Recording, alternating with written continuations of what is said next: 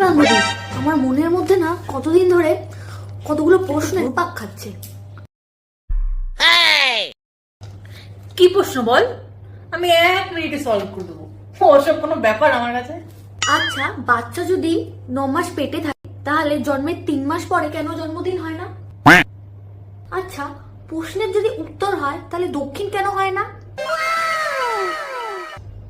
ছেলেদের কি আছে মেয়েরা জানে, মেয়েদের কি আছে ছেলেরাও জানে, তাহলে জামা পরার কি দরকার? প্রেম যদি অন্ধ হয় তাহলে প্রেমিক প্রেমিকা প্রেম করার পরে চোখে কি করে দেখে? আচ্ছা, আমার একটা বড় প্রশ্ন আছে। তুই এটা বল আগে, যে খেয়ে যখন হাঁকতেই হবে তাহলে খায় কেন? এই প্রশ্নগুলো তুই আমার উত্তর দে।